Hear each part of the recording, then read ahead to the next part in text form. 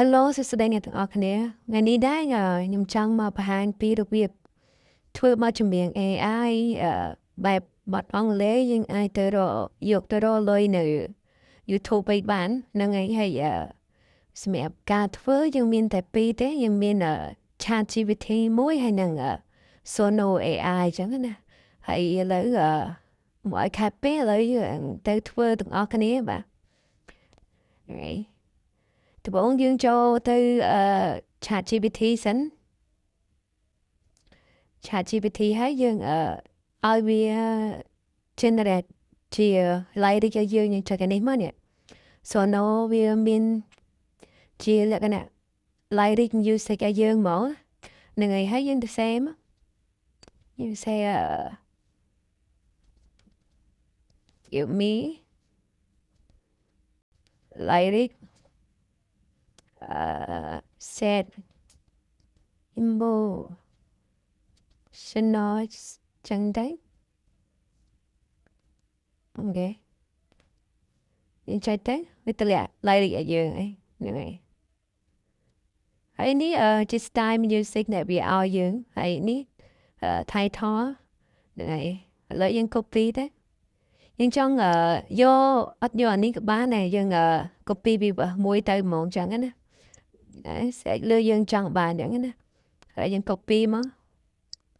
copy វាមកហើយយើងយក custom ហើយយើងយក lyric នេះអូខេហើយ pass ចូលមក lyric ហើយ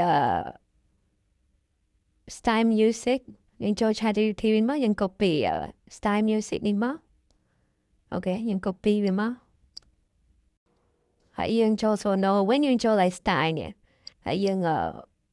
pass វាចូលមកប៉ុណ្ណឹងមកហើយសម្រាប់ com នេះវាមិនអីទេគ្រាន់តែយើងចង់បានបទនេះយើងចង់បានសលេងប្រុសឬក៏សលេងស្រីចឹងណាឥឡូវក្នុងនេះដាក់ស្រីអញ្ចឹងមិនដាក់ក៏បានដែរអូខេឥឡូវយើងចុចទៅហ្មងឥឡូវយើងដាក់មួយទៀតឧទាហរណ៍យើងកុំអោយថាបទនឹងឈ្មោះអីអញ្ចឹងយើងដាក់ចំណងជើងនេះមកនេះចំណងជើងវាមកហើយយើងចុច generate create វាមកអូខេចាំវាបន្តិចទៅហ្នឹងហើយឃើញវាលូត4អញ្ចឹងនេះ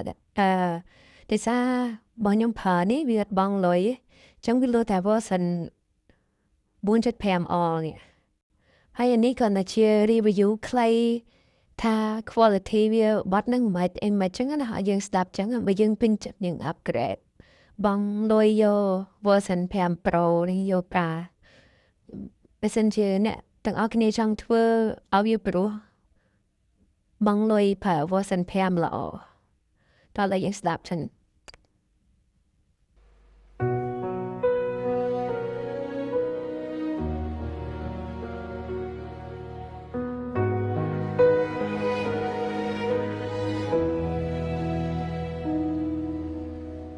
I hear your laughter in the wind tonight, fading softly like the morning light. You said forever, but forever lied. Now I'm talking to your ghost inside. Okay, อันนี้version 4.5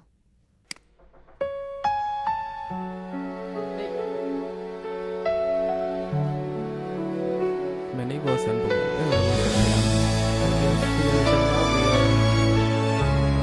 អារម្មណ៍ឆ្លាស់ជាង version 4.5 I hear your laughter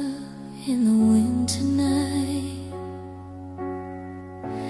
fading softly like the morning light. You said forever, but forever. ហ្នឹងហើយសម្រាប់ download តើតែវាគ្រប់នាទីនេះបានយើង download បានឧទាហរណ៍ឥឡូវអានេះdownload នេះតើយើងចង់បានសាច់ជាសាច់ web តើយើងបង់លុយវា បានយើង download បានតែសម្រាប់ free យើងបាន download បានតែតាម MP3 ហ្នឹងហើយហើយវីដេអូហ្នឹងមានតែប៉ុណ្្នឹងអរគុណ